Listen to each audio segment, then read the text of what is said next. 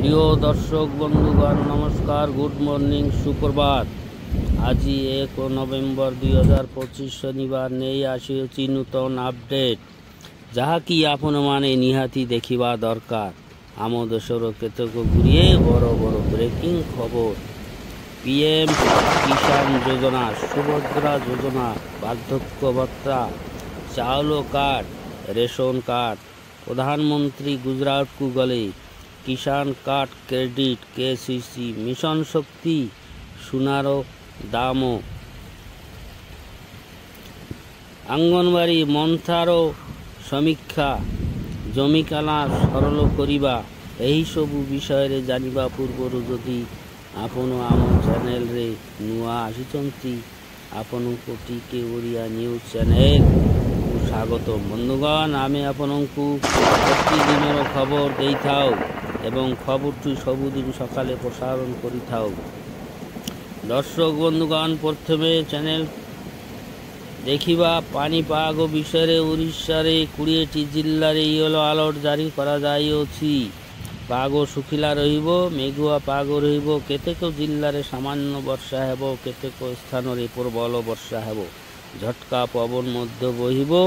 ଜିଲ୍ଲାଗୁଡ଼ିକ ହେଲା ବାଲେଶ୍ୱର, ଭଦ୍ରକ, ଯାଜପୁର, କେନ୍ଦ୍ରାପଡ଼ା, କଟକ, ଜଗତସିଂହପୁର, ପୁରୀ, ଖୋର୍ଦ୍ଧା, ନୟାଗଡ଼, ଗଜପତି, ଗଞ୍ଜାମ, ସୁନ୍ଦରଗଡ଼, ଝାରସୁଗୁଡ଼ା, ବରଗଡ଼, ସମ୍ବଲପୁର, ଦେଓଗଡ଼, ଅନୁଗୁଳ, ଢେଙ୍କାନାଳ, କେନ୍ଦୁଝର ଓ ମୟୂରଭଞ୍ଜ ଜିଲ୍ଲାରେ କୁହୁଡ଼ି ଶୀତ ଅନୁଭବ ହେବ। ଦର୍ଶକ ବନ୍ଧୁଗଣ, ପରବର୍ତ୍ତୀ ଖବର ହେଲା ରାଜସ୍ୱ ଓ ବିପର୍ଯ୍ୟୟ ମନ୍ତ୍ରୀ ସୁରେଶ ପୂଜାରୀ ବାତ୍ୟା ମନ୍ଥା ବିଷୟରେ ଏକ ସମୀକ୍ଷା ବୈଠକ କରିଥିଲେ। 3 ଦିନ ମତଲବ 72 ଘଣ୍ଟା ମଧ୍ୟରେ ଜିଲ୍ଲାପାଳଙ୍କୁ ରିପୋର୍ଟ ଦେବା ପାଇଁ ନିର୍ଦ୍ଦେଶ ଦିଆଯାଇଛି।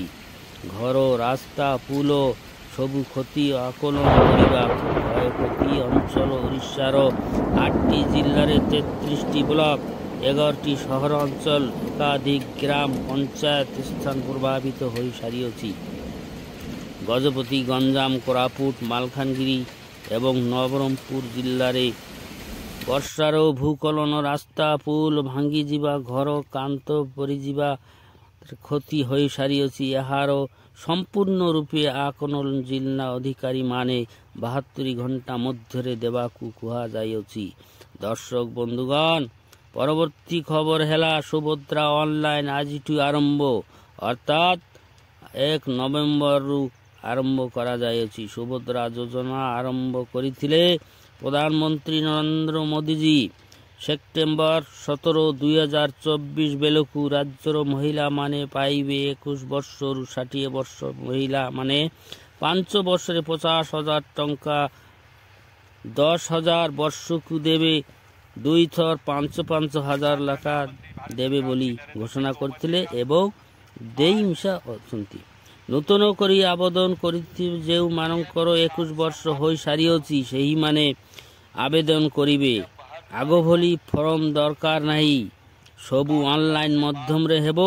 ଆଧାର card, bank passbook, mobile number, marriage certificate, address proof, passport photo, income certificate. ତାର ପରବର୍ତ୍ତୀ ଖବର ହେଲା ପିଏମ୍ କିଷାନ। କେତେକ ରାଜ୍ୟରେ ଏହା ପୂର୍ବରୁ ଜାରି ହୋଇସାରିଅଛି। ପଞ୍ଜାବ, ହିମାଚଳ ପ୍ରଦେଶ, ହରିୟାଣାରେ 26 ସେପ୍ଟେମ୍ବର 2025ରେ 21ତମ କିସ୍ତି ଜାରି ହୋଇଅଛି। ମାନନୀୟ ପ୍ରଧାନମନ୍ତ୍ରୀ ଆଜି ପାଟନାରେ ରୋଡ୍ ଶୋ କରିବେ ବୋଲି ଅନୁମାନ କରାଯାଉଅଛି। ବର୍ତ୍ତମାନ ଘୋଷଣା କରିବେ ପିଏମ୍ କିଷାନ ଟଙ୍କା କେଉଁ ତାରିଖରେ ଦିଆଯିବ ବୋଲିକରି। ବାର୍ଦ୍ଧକ୍ୟ ଭତ୍ତା ହେଉଛି ଅର୍ଥାତ୍ ବୃଦ୍ଧି ସାରିଅଛି। ଓଡ଼ିଶାର ସରକାର ନିଷ୍ପତ୍ତି ନେଇସାରିଅଛି ଯେ ମଧୁବାବୁ ପେନ୍ସନ୍ ଯୋଜନା ଅନୁସାରେ ବିଭିନ୍ନ ବର୍ଗର ଭତ୍ତା ରାଶି ବଢ଼ିଅଛି। ବୃଦ୍ଧ 60 ବର୍ଷରୁ 79 ବର୍ଷ ପର୍ଯ୍ୟନ୍ତ ପ୍ରଥମେ ଥିଲା 500 ଟଙ୍କା, ତାପରେ ହେଲା 700 ଟଙ୍କା। ବର୍ତ୍ତମାନ ରାଶିକୁ ବୃଦ୍ଧି କରାଯାଇଛି।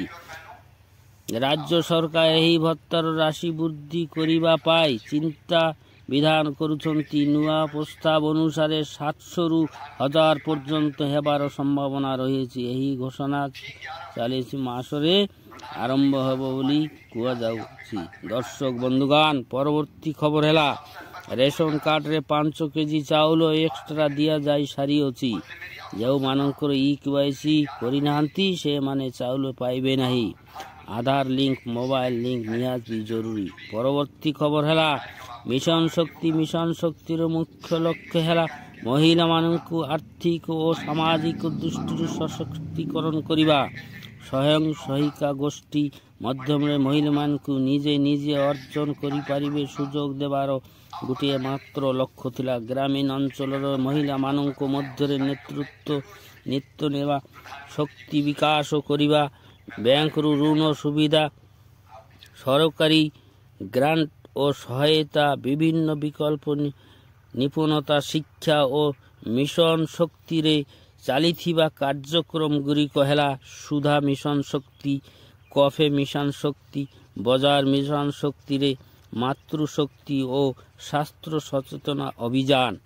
ଫଳାଫଳରେ ଓଡ଼ିଶାରେ 7 ଲକ୍ଷରୁ ଅଧିକ ସ୍ୱୟଂ ସହାୟିକା ଗୋଷ୍ଠୀ SHG ରହିଛନ୍ତି। 70 ଲକ୍ଷରୁ ଅଧିକ ମହିଳା ଏହି ଯୋଜନାରେ ଜଡ଼ି ହୋଇ ରହିଛନ୍ତି। ମିଶନ ଶକ୍ତି ମହିଳାମାନଙ୍କୁ ସ୍ୱାଭିମାନ, ଆତ୍ମନିର୍ଭରତା ସମ୍ମାନ ଦେଇଛନ୍ତି। ଦର୍ଶକ ବନ୍ଧୁଗଣ, ପରବର୍ତ୍ତୀ ଖବର ହେଲା ପ୍ରଧାନମନ୍ତ୍ରୀ ନରେନ୍ଦ୍ର ମୋଦିଜୀ 30 ଓ 31 ଅକ୍ଟୋବର 2025 ଗୁଜରାଟରେ ଯାଇଥିଲେ ଏବଂ ସେଠାକାରେ ଏକତା ଦିବସ ଉଦଯାପନରେ ଷ୍ଟାଚ୍ୟୁ ଅଫ୍ ୟୁନିଟି କେବାଡ଼ିଆ ଏକତା ନଗର ନିକଟରେ ଅନେକ କାର୍ଯ୍ୟକ୍ରମ କରିଅଛି। କୃଷି ମନ୍ତ୍ରୀ ଶ୍ରୀ ଶିବରାଜ ସିଂ ଚୌହାନ ଗୁଜରାଟରେ ବରଦୋଲି ବିକାଶିତ କୃଷି ସଂକଳ୍ପ ଅଭିଯାନରେ ଶେଷ ଦିନ ମଧ୍ୟ କୃଷକ ସମ୍ମିଳନୀରେ ଉପସ୍ଥିତ ଥିଲେ। ସର୍ଦ୍ଦାର ବଲ୍ଲଭ ଭାଇ ପଟେଲ 31 ଅକ୍ଟୋବର 1875, 15 ଡିସେମ୍ବର 1950 ଥିଲେ ଭାରତର ପ୍ରଧାନ ଉପପ୍ରଧାନମନ୍ତ୍ରୀ ଓ ଗୃହମନ୍ତ୍ରୀ ଥିଲେ।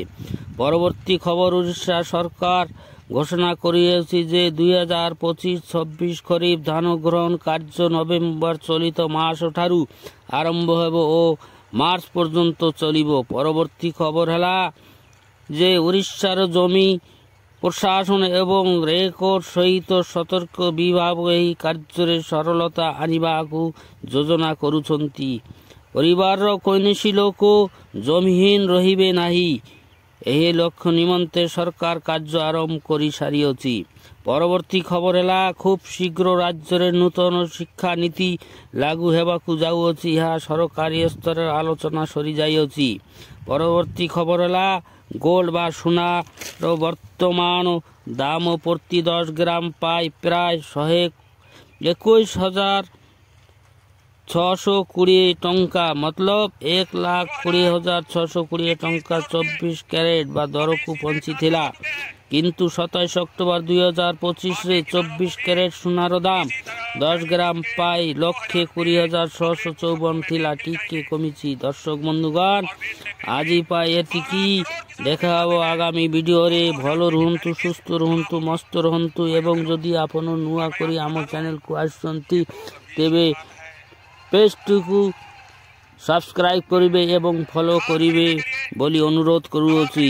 ଧନ୍ୟବାଦ। ଜୟ ଜଗନ୍ନାଥ। खेती से जुड़ी ऐसी अनेक जरूरतों के लिए जिन किसानों को आज नहीं मिली है, उन्हें आने वाले कुछ ही समय में, कुछ ही हफ्तों में इसकी राशि उनके बैंक खाते में जमा हो जाएगी। 16,000 करोड़ रुपए की एक और किस्त उनके खाते में जमा हो गई। आप में से भी जो किसान यहाँ बैठे होंगे, अगर मोबाइल देखेंगे तो आपके मोबाइल पे खबर आ गई होगी कि 2,000 रुपये आपके जमा हो गए। विनम्र अनुरोध करती हूँ कि प्रधानमंत्री किसान सम्मान निधि की 21वीं किस्त देखो किसान साथियों, ट्रांसफर 21वीं किस्त 70 करोड़ से अधिक किसानों को 20,500 करोड़ से अधिक की धनराशि किस प्रकार पीएम मोदी अपने हाथों से रिमोट का उठाएं और बटन दबाने के लिए कृपया कर रहे हैं। देखिए किसान साथियों, जोरदार तालियों